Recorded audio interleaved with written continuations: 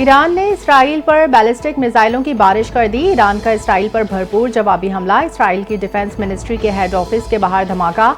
Iran अब तक 200 से ज्यादा मिसाइल दाग चुका है। ईरान ने इसराइल के खिलाफ जवाबी कार्रवाई को वादा सादिक 3 का नाम दिया। ईरानी मिसाइलों की इसराइल के बेशतर मुकामात पर तबाही। ईरानी एयर डिफेंस सिस्टम तबाह। 2 इसराइली तैयारे मारे गए।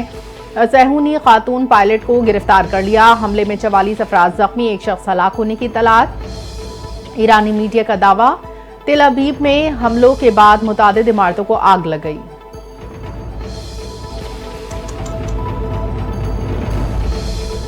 इसराइल पर खैबर मिसाइल जल्द ही दागे जाएंगे और दुनिया हैरान रह जाएगी। ईरानी पासदारान इंकलाब ने बड़ा ऐलान कर दिया। कहा, ईरानी फौज इसराइल में इन अहदाफ को निशाना बना रही है जहां से ईरान पर जारियत की जा रही है। मिसाइल हमलों में 150 इसराइली अहदाफ को निशाना बनाया। ऑपरेशन वादा सादिक सोम में इसराइल की फौजी तनसीबात को निशाना बनाया जा रहा है। ईरानी फिजाइया ने मकबूजा इलाकों में बैलिस्टिक मिसाइल और ड्रोन से हमले किए। ये बेगुनाहों का खून बहाए जाने का बदला लिया जा रहा है।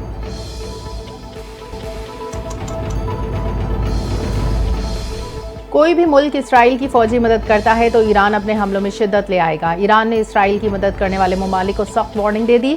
सीनियर ईरानी ओहदेदार ने कहा, इसराइल में पुष्तपनाही करने वाला मुल्क अपने इलाकाई फौजी अड्डों को ईरान के जवाबी हमलों का हदफ बनते देखेगा। ईरान की सिक्योरिटी और खुदमुख्तारी इसकी सोख लकीर है। किसी बैरूनी मुदाखलत की सूरत में ईरान की कार्रवाइयां मजीद वसअत इख्तियार करेंगी।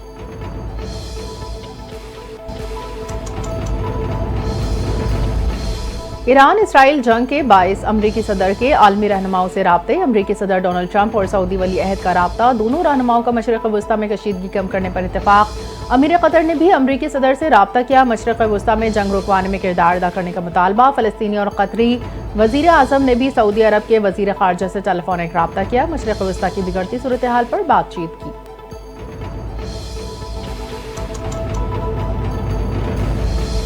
ईरान और इसराइल के दरमियान बढ़ती कशीदगी। अक़वाम मुत्तहिदा की सलामती कौंसिल का हंगामी इजलास बेनतीजा खत्म। अमरीका, ईरान और दीगर ममालिक के नुमाइंदों ने पोजीशन वाज़े की। आलमी इदारा कोई मुतफ़िका लाहेअमल इख्तियार करने में नाकाम रहा। ईरानी मंदूब आमिर सईद की सलामती कौंसिल में इसराइली हमले की शदीद इसराइल ने मज़म्मत की। कहा, ईरान की खुदमुख्तारी पर हमला करके जेनेवा कन्वेंशन और आलमी क़वानीन की सरीहन खिलाफ वर्जी की है।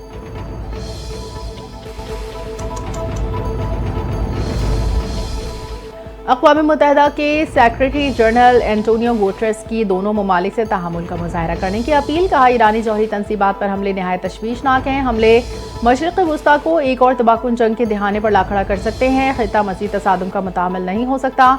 इसराइल और ईरान फौरी तौर पर तसादुम से गुरेज करें और सिफारतकारी को मौका दें।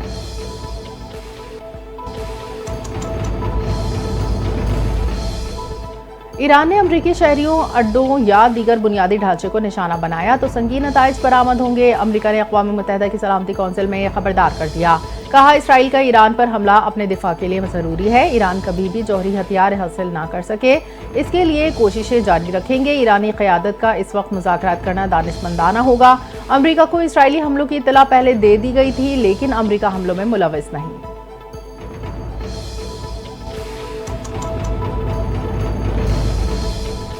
ईरान को अक़वाम मुत्तहिदा के चार्टर के तहत अपने दिफा का हक हासिल है। अक़वाम मुत्तहिदा की सलामती कौंसिल में पाकिस्तान की ईरान पर हमलों की सख्त मज़म्मत।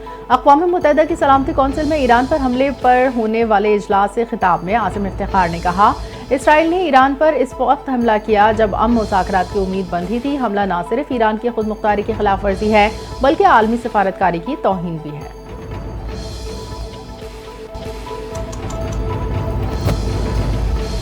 अमरीकी सेनेटर बर्नी सैंडर्स ने ईरान पर इसराइली हमले को गैर कानूनी करार दे दिया। कहा, अमरीका को इसराइल की एक और जंग में घसीटा नहीं जा सकता। ईरान के न्यूक्लियर प्रोग्राम पर मुज़ाकरात इतवार को तय थे। नेतन्याहू ने जंगबंदी के सबसे बड़े मुज़ाकरात को मार दिया।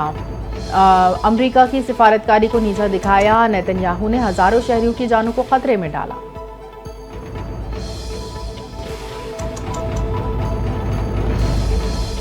इसराइल की शिकस्त इलाकाई अमन और तवाज़ुन के लिए नागुज़ीर हो चुकी है। इसराइल न सिर्फ फ़लस्तीनियों की नस्लकुशी में मुलव्वस है बल्कि वो भारत के पाकिस्तान के खिलाफ हमलों और साजिशों में भी सहूलतकारी कर रहा है। मुस्लिम लीग नून के मरकजी रहनुमा ख्वाजा साद रफ़ीक का सख्त मौक़िफ़। कहते हैं, ईरान की जानिब से इसराइल को दी जाने वाली मज़ामत हक़ बजानिब है। पाकिस्तान को आलमी ज़मीर के साथ खड़ा होना चाहिए।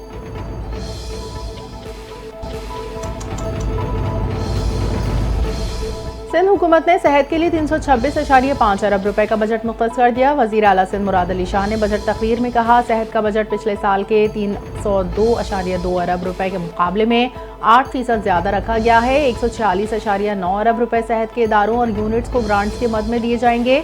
SIUT के लिए 19 अरब रुपए, पीपल्स प्राइमरी हेल्थ इनिशिएटिव के लिए 16.5 अरब रुपए रखे गए हैं। लाड़काना में एक नए अस्पताल के लिए 10 अरब रुपए मुख्तस किए गए हैं।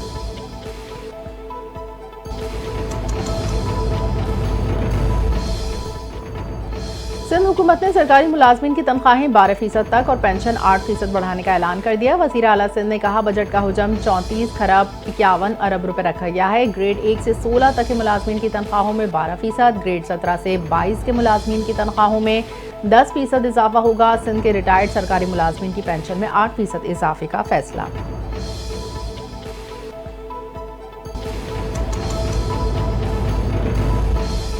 वज़ीर आला सिंध मुराद अली शाह ने तारीखी और आवाम दोस्त बजट पेश किया है, जो मुश्किल मुआशी हालात के बावजूद आम आदमी की ज़रूरियात को मद्देनजर रखते हुए तैयार किया गया है।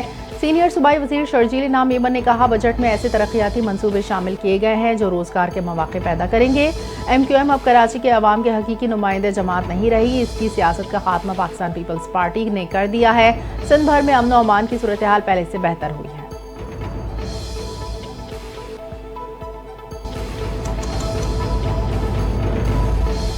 खैबर पख्तूनख्वा असम्बली में माली साल 2025-26 का बजट पेश। वजीर खजाना वजीर कानून आफ्ताब आलम ने बजट पेश किया। सूबाई बजट का मजमूई हजम 2119 अरब रुपए है। खैबर पख्तूनख्वा पुलिस की तनख्वाहें पंजाब पुलिस के बराबर करने की तजवीज़। सरकारी मुलाजमीन की तनख्वाहों में 10% और पेंशन में 7% इजाफे का ऐलान, जबकि कम अज कम माहाना उजरत 36,000 रुपए से बढ़ाकर 40,000 रुपए करने की सिफारिश।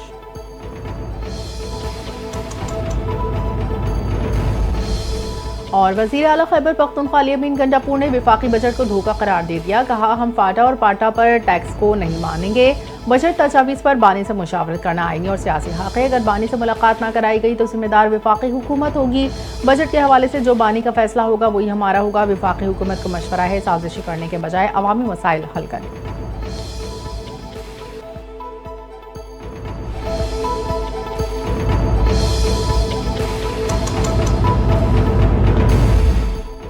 अस्सलामुअलैकुम, NTN के साथ मैं हूं अफशीन कुरैशी। हेडलाइंस आपने जानी, खबरों में फिलहाल इतना ही। मज़ीद खबरों अपडेट्स के लिए देखते रहिए NTN न्यूज़।